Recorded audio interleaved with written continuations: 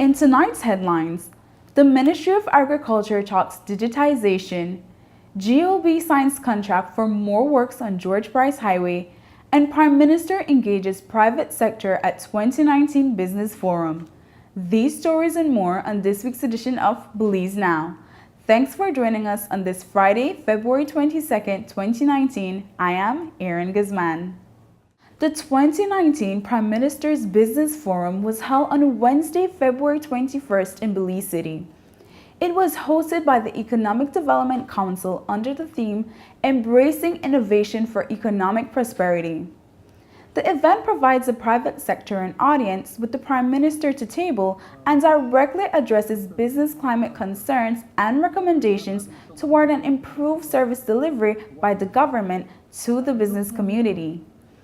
It is also an opportunity to showcase public sector reforms and projects directly aimed at facilitating the private sector's ability to grow and innovate. In his remarks, the Prime Minister said that it is a fundamental commitment of the government to improve the business climate of Belize. So let me assure you that there will be, for the remainder of this current term of office, a continuing push for a more dynamic administration, for greater growth, and for transformational reform in services and acceleration of digitization. All this is fundamentally premised on collaboration and partnership with the private sector. And I sincerely believe that our public officers get this. Thanks already, in part, to the increasingly fruitful interaction between the EDC and respective line ministries. Progress has been made on various reform initiatives in the construction sector, on providing packaging materials duty relief for micro, small, and medium-sized enterprises, on modernization of the trade license regime, on tax administration, on lands registry organization and operation, on e-governance, and, as I earlier said, on transportation. Of course, much work remains to be done, but I repeat my government's unshakable commitment to delivering on the remainder. The main goals are and shall remain, therefore, to 1. Propel inclusive economic growth. 2. Realize GOB efficiencies to improve the ease of doing business. 3. Improve citizen security. And 4. Collaborate with the private sector so that we may actively, in a seriously demonstrable way, combat corruption. Some of the main highlights of the forum included the launch of the U-Reform mobile app for improving the private sector access to the government of Belize on business climate issues, updates on the modernization of the tax administration, the commitment by the government to advance the creation of a national credit bureau, the formation of a valuation index at the lands departments, and the commitments to digitize key public services such as registering a business. The two guest speakers at the event were Linur Vik, founder of the Estonian e-Government Academy, and Glynis Alexander Tam, the general manager of the Lynx brand of electronic debit payments in Trinidad and Tobago. We'll have more on the government's progress in innovation on next week's episode of Belize Now. One ministry that is already leading the way in innovation is the Ministry of Agriculture, which launched the Belize Agriculture Information Management System last year. Our Belize Now team spoke to agriculture officials who told us about the technological advancements in the ministry.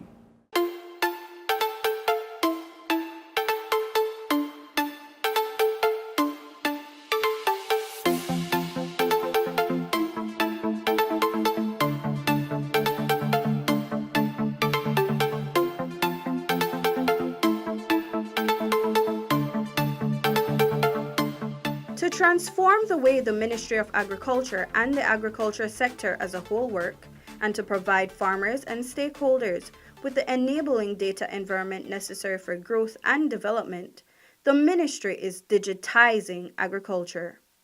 The Ministry's boldest move towards digitization is that of using technology to facilitate the collection and dissemination of accurate agriculture data necessary for proper decision-making. Adopting advanced technologies to counter the significant challenges posed in increasing productivity, mitigating climate change, and securing market access, it designed a system to support these activities. We have been developing data sets for some time now. You may recall we did a national cattle sweep in which we developed a registry, the Belize Livestock Registry. This has been held out as an example, a best practice example in the region. Quite frankly, very few countries in the world have actually achieved this. But it was built on a system, a very robust system, but built on a system that is owned by Orisa. We needed to collect more sensitive data on farmers, on farm, for the entire sector. So we had to develop our own. In that, we contracted a very young, very dynamic firm, KYN, out of Corozal, and they have developed an equally robust system called BEAMS. And we're working on that to collect georeference data of the farms and information on the farms. We would be able, hopefully, in the not too distant future, to do forecast supply balances, something that Belize has never done before. And quite frankly, very few countries of our size have that capability. We're working on some commercial platforms, which should help everybody, should bring the farmer closer to the consumer, and in effect make business happen much more efficiently, much more effectively, much more competitive for the farmers and food producers. We're also working on the agronomic side to collect digital information for elevation models. This works very well in terms of water management plan, land use plans, and the possibilities are endless. In July 2018, with the support of the Inter-American Development Bank, the Ministry launched the Belize Agriculture Information Management System, BAMES, a government-owned, web-based application that serves as a central repository for data collection and dissemination. We're using technologies this year to be able to deliver better services to our farmers. We are intending to register farmers, first of all, so we're giving them a national farmer's ID. The data that we are collecting will be able to support farmers in being able to access the domestic market. So we will have data on projections of production. We'll be able to manage supply and demand of production. We'll be able to support farmers in times of natural disasters. Be able to advise them appropriately in relation to climate change. We would be able to increase our surveillances for pest and disease, and we'll be able to monitor land use changes. So the information would be useful to the ministry to make decisions, and as well as farmers for them to make decisions. At the macro level, we would be able to identify the true objective contribution, socioeconomic contribution of agriculture to employment, national accounts, GDP. In addition to that, we would be able to render services to the farmers in what is exactly their needs. Dubbed Belize's very own agriculture Craigslist, the Agriculture Virtual Trading Platform is another important digital platform that will be used parallel to BAMES. So the Belize Virtual Trading Platform is a platform where buyers and producers would be able to communicate. So if you have 10 chickens, you put up the pictures of the 10 chickens, you say who you are as a farmer and where your produce is located. So it's basically bridging the gap of finding a market for the farmer. The importance of the system is really you're trying to remove the middleman, increase the real income of the farmer, and of course having data, production data, accessible real time to all those interested in purchasing products. There's going to be a mobile application and a web-based application separate for the access of that data. To collect the necessary data, the ministry began its National Agriculture Census in August 2018. Using tablets, enumerators and extension officers are collecting information from farming communities. The exercise is expected to conclude in June 2019. The intention, of course, is to keep the data up to date and accurate for us to be able to make decisions, and of course the farmers as well. The intention is for us to have continuous production surveys based on the production cycle of the commodity. The data would only be aggregated in terms of the BAMES results, in terms of production, who produces where, how much. It would be aggregated, so you just get total production of tomatoes in Belize is this amount, and it would be accessible through the web-based Ministry of Agriculture website. In all, the digitization of the Ministry of Agriculture will provide quality, accurate, and timely data and services to the farmers. Together, these activities should increase the competitive advantage of farmers and, more importantly, increase their earned income. The true value of digitization is that you collect base information, and then that information can be used for multiple applications. You know now in Belize you have a growing number of young people developing apps, so the possibilities become endless. A lot of the uses we don't even know as yet, but if we have that base information, that is what will allow agriculture to move forward. It saves us time, saves us money, and we will be able to respond fairly quickly to the needs and provide far better services to the farmers.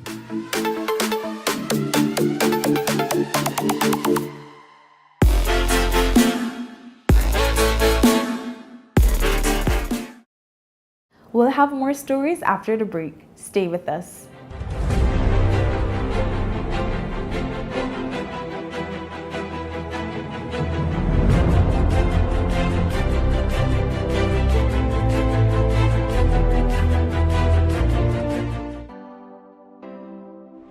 Voter registration continues countrywide at the Elections and Boundaries offices. Register today to vote in the ICJ referendum on the 10th of April 2019. For registration information and locations, visit www.elections.gov.bz. True or false? Guatemala has taken over the Sarstoon. False. They've been trying to bully Belize, but Belize has never given up sovereignty or control of our side of the river. A ruling from the ICJ in our favor can get them to stop once and for all. Be informed. Visit our website and social media pages.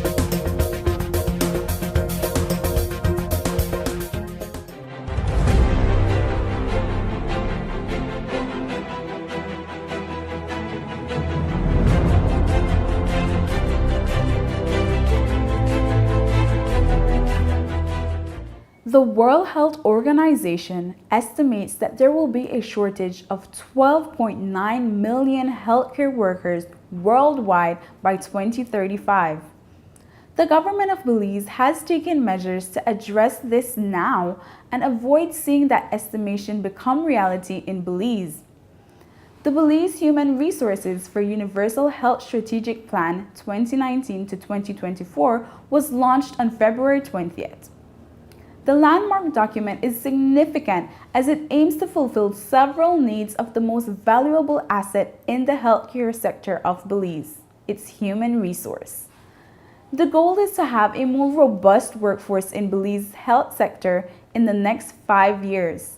The plan is to meet the needs of the human resources in the health system and address the gaps that exist. CEO in the Ministry of Health, Dr. Ramon Figueroa, said that the document is a first of its kind for Belize as it seeks to re-engineer the health sector. You could have the best equipment and the best infrastructure, and if you don't have the staff to provide the services, I think staffing, human resources is the core of any service. And in particularly a service-oriented organization like the Ministry of Health, its human resource is a critical factor in the delivery of quality healthcare and quality services to the population. CEO Figueroa said that staff retention for healthcare workers is an important element of the strategic plan. I don't think we put enough attention into the retention. And it's not only about money. It has to do with how we treat our staff, the working environment, the support, the team building. So there's a lot of different ways and means which we can retain our staff. It's not only about money. So yes, that's one of the key elements of the strategic plan. One element that it should be included in here is how do we build that commitment from people, the understanding that we're here to serve people and not only to have a salary, to work as a team. We're not the days have passed when healthcare was an individual, one person delivering healthcare. It's a team now. It helps that we work as a team in delivering healthcare. So team building, rapport, communication, respect, the core values centered on the patient are things that we need to start building back again. The plan falls in line with the ministry's overall plan for 2014 to 2024 and the United Nations 2030 Sustainable Development Goals. On Monday, February 18th, a contract for the rehabilitation of a portion of the Gorge Highway was signed between the government of Belize and Amar Hernandez Development Company Limited. Our Belize Now team was there and found out more about the upgrades. The government of Belize is continuing its work to upgrade road infrastructure along the Gorge Highway. The road project began in 2017 with the construction of a new bridge in Roaring Creek Village, along with approaches and drainage works. It now continues into its third phase for the rehabilitation of another 16.580 kilometers of the Gorge Highway. We spoke to Minister of Works, Honorable Rene Montero, who told us more. We had promised in our manifesto that we will do everything possible to upgrade all our infrastructure in the country, and that's what we are doing with this Gorge Highway. This the second phase of the project, because as you know, the first phase was the bridge, and then the second phase was from the bridge up to the junction of Iguana Creek.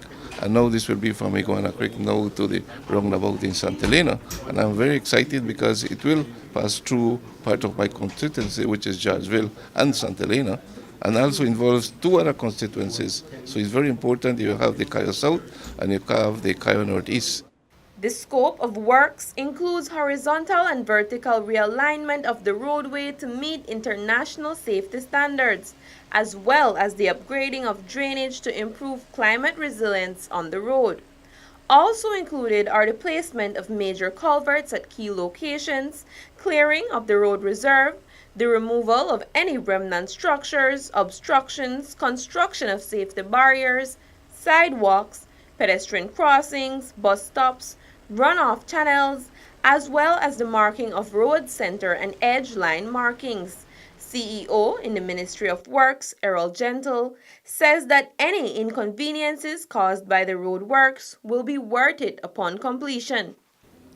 Our villages develop beside our highways. So all our highways run through residential area, be it an urban area, be it a village. And we cannot get away from that. So it's either we want to remain at the standards we are, or we will build to international standard.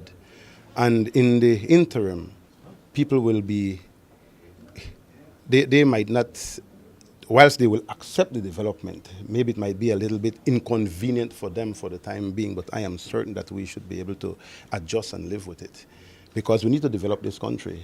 The works are expected to improve mobility along the western route, bringing much needed relief to motorists and residents that use the road on a daily basis, and additionally provide job opportunities for Belizeans. For Belize Now, I am Janelle Rodriguez. As preventative safety measures, motorists are advised to watch for warning signs and cones along the highway and watch for men at work on and around the highway during normal working hours.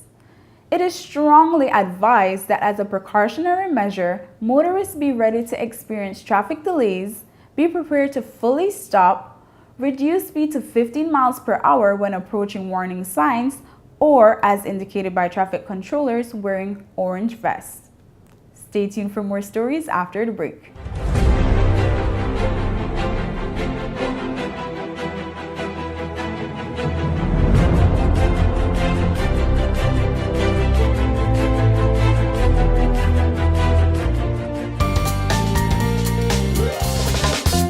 True or false? Past politicians have agreed to remove our borderline. False. The border is only referred to as the adjacency line in specific cases so that we can work along with our disputing neighbor to prevent deadly conflicts in the disputed area.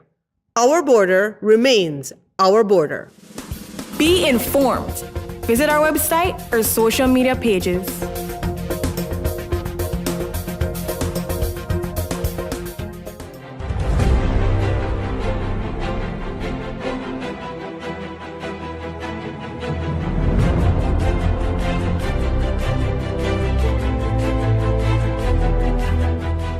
On Tuesday, February 19th, a drug destruction operation was conducted in Georgeville, Cayo District. This routine operation included found property and drugs from concluded cases in regions 1, 2, and 3 of the Belize District. This included over 27,000 grams of cannabis, 3.87 grams of cocaine, and 3 pipes. We spoke to the regional commander of the Police Eastern Division North, Senior Superintendent Ralph Moody, who told us more. These drugs at this present moment, we are looking at least a year and a half among of drugs that we have here. What happened is that the process takes us a bit of time to really get it done. But I could guarantee you within the next 6 months we'll be doing another drugs destruction. What happened is recently we are finding a large amount of cannabis within Belize City, so it created some discomfort within the exhibit room in Belize City, so we need to do drugs destruction regularly. How does the police department ensure the integrity of this process? As you see, we have people from the court that represent. We have JP, we have forensic, we have the exhibit keeper, we have the person who is in charge of the prosecution branch, and as well myself, who is overall in charge of the exhibit room and region 2. We take everything into consideration. We don't want to get any sort of surprise, so we have the maximum security at this present moment, or whenever we are doing these sort of exercise. Police also destroyed boxes of another substance suspected to include drugs that was confiscated from an importer who was unable to produce a license for its importation into Belize. On Thursday, February 21st, the Elections and Boundaries Department announced that effective Friday, March 1st, 2019, the issuance of voter ID cards will commence by phases at the Elections and Boundaries registration offices countrywide. The first phase will include all electors whose applications were accepted in July 2018 and subsequently approved at revision court. As previously announced, dates and locations for pickup will be announced for villages. ID cards will also be distributed by Elections and Boundaries personnel at polling stations on referendum day for electors who did not have an opportunity to pick up their ID cards prior to referendum day.